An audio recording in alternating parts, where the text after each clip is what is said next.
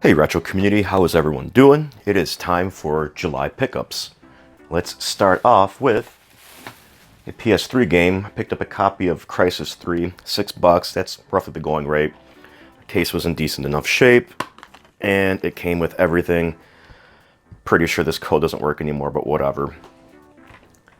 Disc was in good shape, not resurfaced or anything, so even better. Yes, the PS3 can run Crysis, apparently. So, next one is a Genesis game, NBA Jam. Really hoping that I could find the Super NES version locally, but this is good too, and I did actually own this copy when I was younger, so we'll try that out in a little bit. Also picked up a copy of Tecmo Bowl for the Game Boy. Let me take it out of its little original plastic casing here. This one cost me $12, probably a little more than I would have normally paid, but figured whatever. Tecmo Bowl for the Game Boy. And one more game from this particular pickup, and that is a copy of WWF Attitude for the Game Boy Color. Don't really know much about this version. I don't think I owned it as a kid. I definitely don't remember playing it. It was only $6, so you know, whatever. We'll try that as well, and let's go ahead and test these games out. I'll test the Game Boy games first because it'll be easier, starting with Attitude, which, like I said, I've never played before.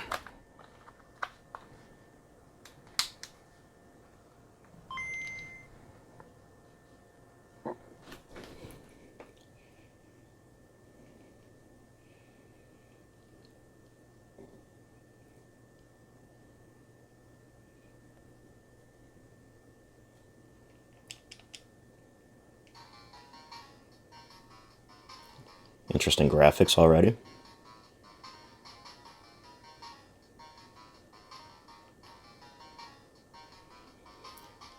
Tournament mode, interesting. I definitely don't recognize these wrestlers. Well, I mean, graphics aren't horrible for a Game Boy game, I mean, but they are simplistic. And it is definitely not anything like, even like the older WWF games like Superstars and Steel Cage. And what are the other ones? And Raw. So, yeah, it's alright.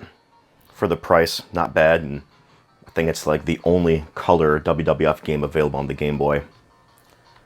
Let's move on to Tecmo Bowl and try that one.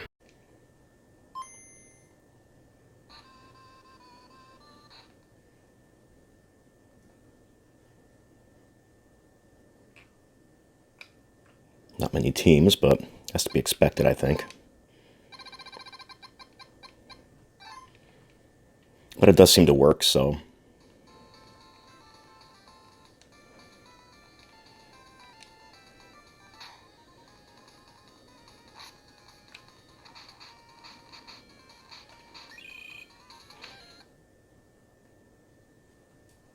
Alright, well that works. Let's test NBA Jam next.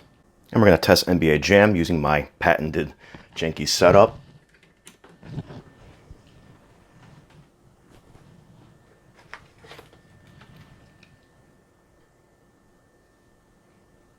Yellow screen. Actually, it's more orange. Did I not clean the cartridge off enough? Let me hit reset first and see. Alright, let me try cleaning it again. Yeah, not really clean, so hopefully this will take care of that.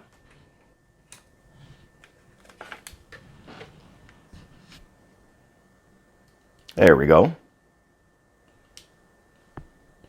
I am playing on the Hyperkin Mega Retro in HD just because I usually like to test cartridges on that, because if that gets damaged, I don't care. I don't want it to damage the original Genesis that I've got.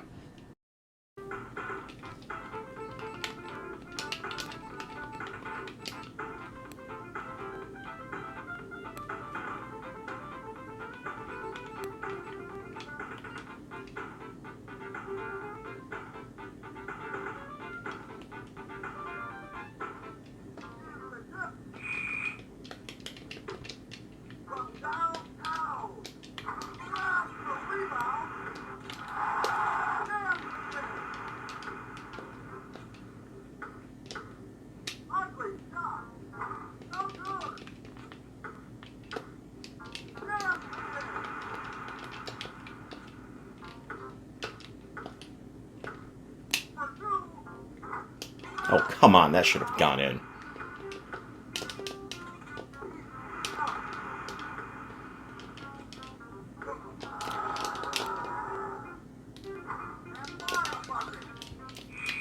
Alright, enough embarrassing myself. This game obviously works. Let me get the PS3 out and make sure Crysis is working.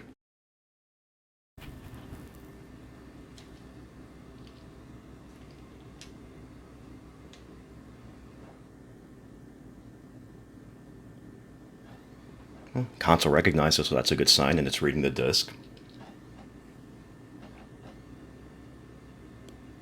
Hope that there's no long 20-minute install process.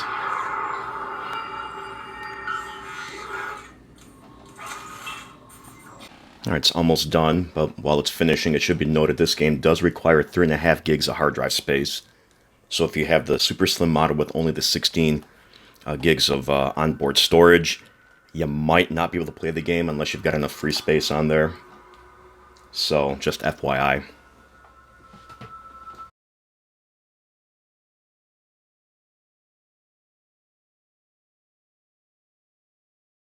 Just gonna do a quick campaign here just to start, just to make sure everything's working.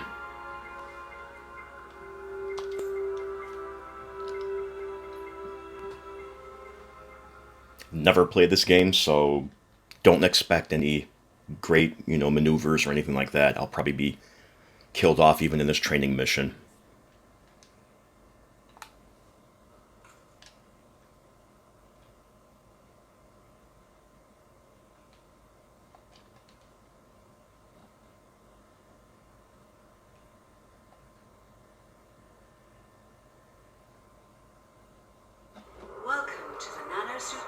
Simulation environment. Training is divided into several subsections. Each subsection can be accessed individually. Here you will learn navigational control of your nanosuit. We call the nanosuit Battle Armor Perfected, but it's much more than that.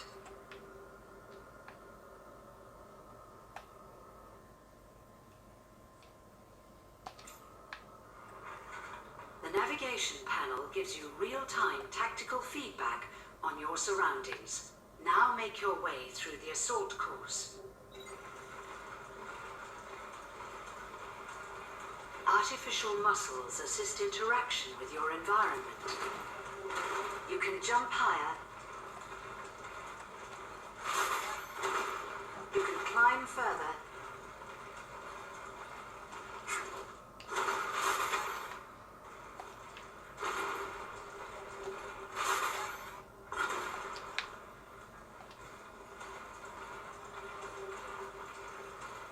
You can run faster.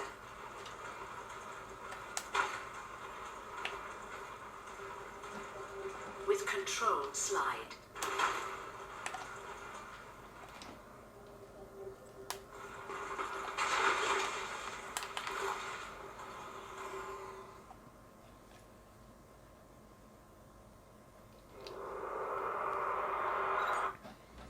Suffice to say, the game is working seemingly well. All the game data did install, so I'm going to stop this test and we're going to move on to the next items. And the next few items for July are coming from the same store. So let's take a look at what I got. So first off, I'll show this just because I don't really care. It's a copy of DJ Hero 2. I did not buy it for the game, I bought it for the case. Because for 99 cents, it's still cheaper than going on Amazon or eBay. So we'll ignore that one. However, I did also pick up a copy of Little Big Planet, which is a game I never actually played, was very interested in, but because I didn't have a PlayStation 3 at the time, could not play it, so that is going to be a fun one to try out. Next game is a copy of South Park, The Fractured Butthole. It was kind of like a on-the-whim purchase. Wanted to see what it was like, so what the hell, you know?